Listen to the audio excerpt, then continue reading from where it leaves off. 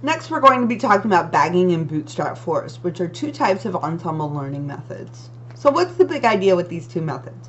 One tree can be biased, and trees can be unstable. But what if we can combine trees or average the predictions to get the wisdom of all of our trees? So for example, suppose you pose a complex question to thousands of random people, then aggregate their answers. In many cases, you will find that this aggregated answer is better than an expert's answer. And this is called the wisdom of the crowd. Similarly, if you aggregate the predictions of a group of predictors, you will often get better predictions than with the best individual predictor. A group of predictors is called an ensemble, and this technique is often called ensemble learning. So basically, more is better. You grow more trees, you look at their averages, and looking at more of them will lead to a better prediction. Just like with puppies. More puppies is always better. As long as you're not the one that has to clean up after them, more cuddles are always better. So let's look at this example to highlight the instability of trees. You can look at this diagram here on the left. If I were to change this one green dot here and change that to gold, the tree partitions would dramatically look different and change. It will change to see what we see here on the right. So you will see that this partitioning on the left, which gives you 81% accuracy, to this one that we see here on the right, which gives you an 80% accuracy. You can see that the accuracies themselves are pretty similar to each other, but if you look at the partitioning, you will notice that they are pretty different from each other. So this small change can lead to some dramatic effects in your overall decision tree results. If you look further with this example, if you perturb the tree just a little bit, you can start seeing that you get slightly different answers for each one of these.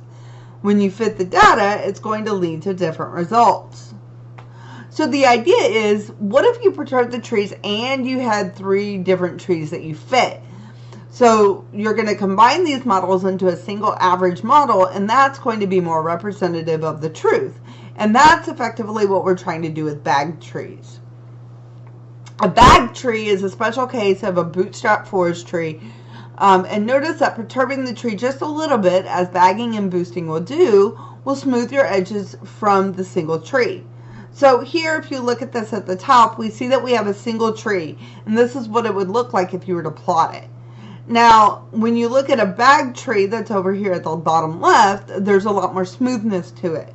And we'll be talking about a boosted tree, which we see on the right, in another session, but this is what it would look like if we were to plot that. So the smoothed out the edges of the overall decision tree that from what we originally started with. The trees are not usually competitive in terms of prediction accuracy due to the discreteness of the prediction. So again, this kind of goes back to the lines that we looked at on the previous slide. They're going to be very discrete lines that we see when we're fitting our tree. So because of that, it's common for the model that we fit using a decision tree might not perform as well when we're trying to predict new data. Improvements in the prediction also helps to resolve the instability of the tree. So when we apply these techniques of bagging and bootstrap forest, we will remove some of that instability of the trees and make them more effective in predicting. We're growing multiple trees, which themselves may be weak predictors, but when they're combined together, they yield a single consensus prediction that could be a strong predictor. And so this ensemble model approach, where you take in many trees and then you aggregate them together in one model. When you do that, though, you do lose some of the interpretability of the model itself, but you're going to gain some significant accuracy in your measurement and in your prediction. So if you're trying to openly explain and understand what's going on within the relationship of the variables and how they're predicting your outcome, a random forest or bag treatment method may not be a good idea for you. It might not be as useful. But if you're just interested in getting prediction accuracy, then these methods are going to be pretty effective with that. So let's go into this idea of bootstrapping. The idea is that you're going to draw random samples with the replacement size n from your training data. And then you're going to repeat this process b times to get b number of bootstrap data sets. And then you're going to refit the model to each of the bootstrap data sets and re-examine the behavior of the fit over the b replications. With Bagging predictions from a single tree you're going to have high variance, and we talked about that. So when you split the training data into two and you fit the model on each half, you are likely to get very different models from each.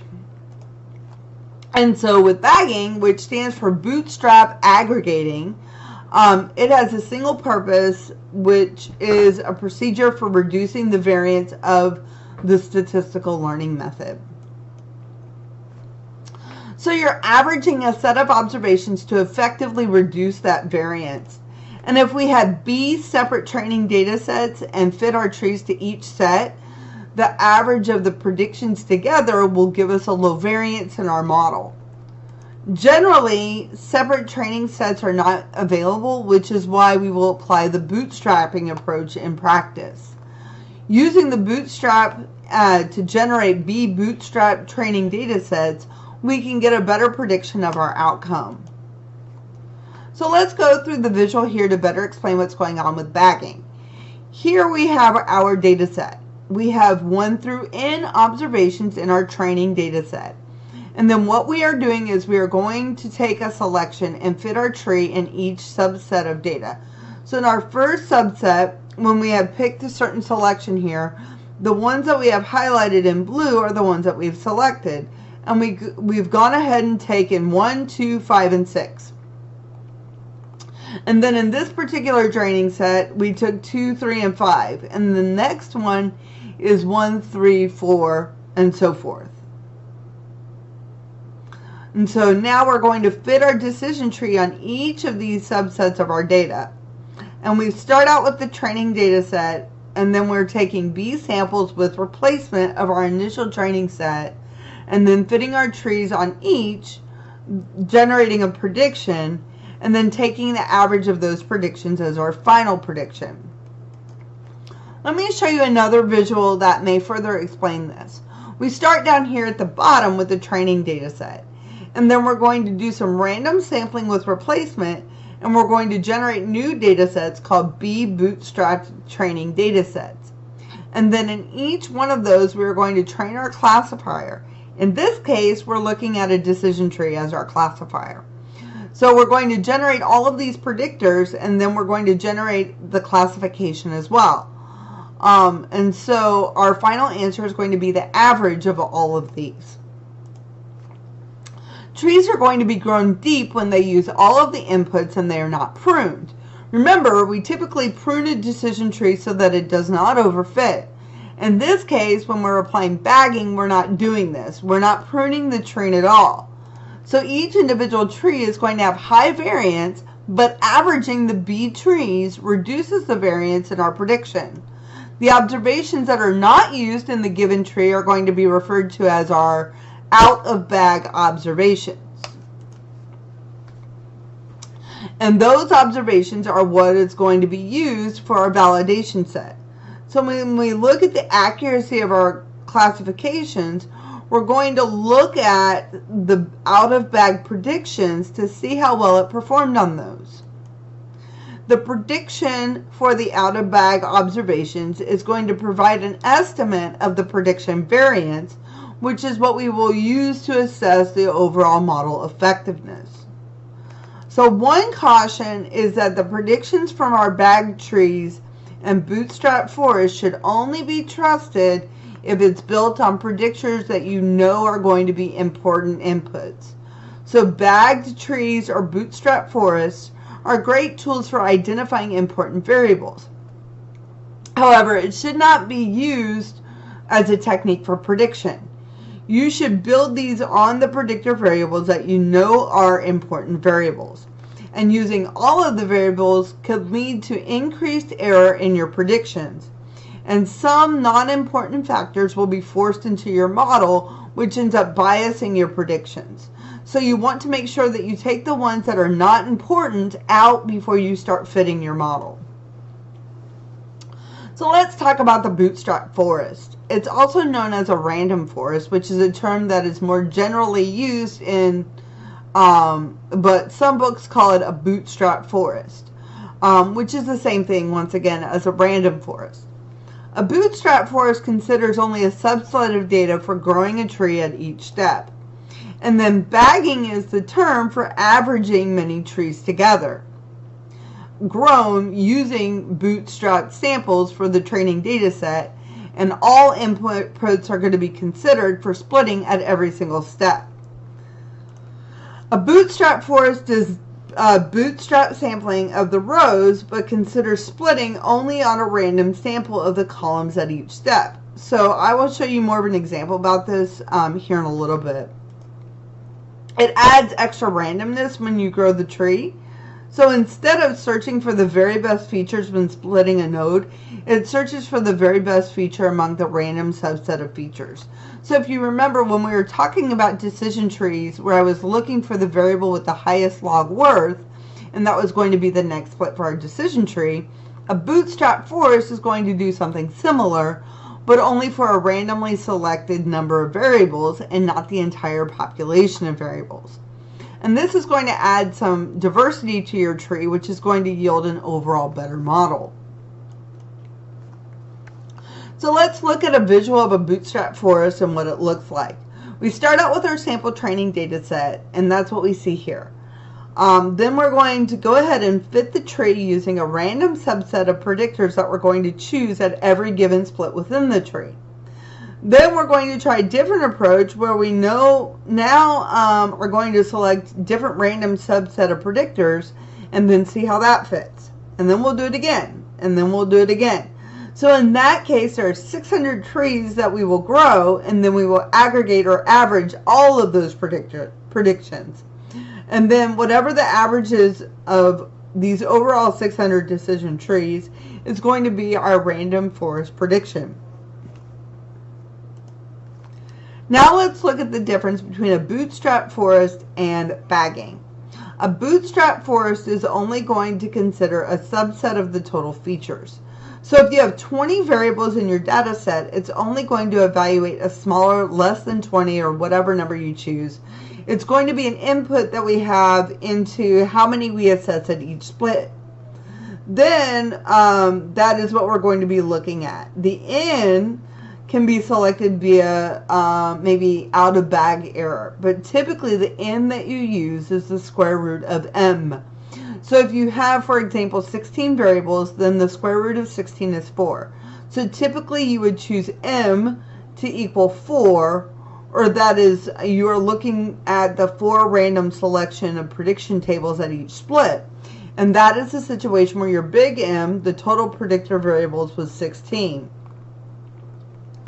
Now with bagging, you're looking at all of the features. So again, if you had 16, you are looking at all 16, and they're going to be considered for each node for a split. But the difference, as we are taking random samples of our data to create new training data samples, where we are then fitting a decision tree on those random subsets of data, which again, we are sampling with replacement to create B bootstraps, and then fitting those decision trees, and then taking the averages of those. Whereas we're not taking all of the M features, we're just taking a subset of them. And again, typically it's going to be the square root of the number of predictor variables that you have. So what are the parameters that you can vary? One of the parameters that you can vary is the minimum size to split.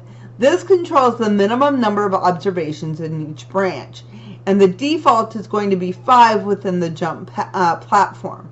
Different packages have different defaults, but 5 is a pretty typical one to find. And then you can also dictate the row sampling. The default within jump is going to be 1. And then we can also vary the column sampling rate, which again, the default is going to be 1. So let me talk about the advantages of the random forest or Bootstrap forest. It's based on the bagging algorithm, and it uses Ensemble learning, which reduces the overfitting problem in decision trees. It's also going to reduce the variance and therefore improve the accuracy of our predictions while still allowing us to identify variable contributions in terms of which one gives us the most accuracy of our prediction. And it's used to solve both classification types of problems as well as regression problems where we're trying to predict continuous variables. Another thing it does is it automatically handles missing data. It's going to be robust enough to do that, and there are not any feature scalings that will be required. So we can leave the data as it is, and we will not have to scale the data. It handles nonlinear parameters pretty efficiently. It's usually going to be a fairly robust to outliers, and the algorithm is going to be very stable and not impacted by noise, which again is one of the benefits of using a random forest. We get diversity of our trees, and that diversity is going to make it much more stable and much less impacted by noise. There are some disadvantages. One of them is the complexity in it creates a lot of trees, and with that complexity gives us a longer training period, and that requires much more time to train as compared to an individual decision tree. And it's also going to generate a lot of trees, which takes a lot of time to run. It also makes it a little bit more difficult to explain the relationship between everything in there as well.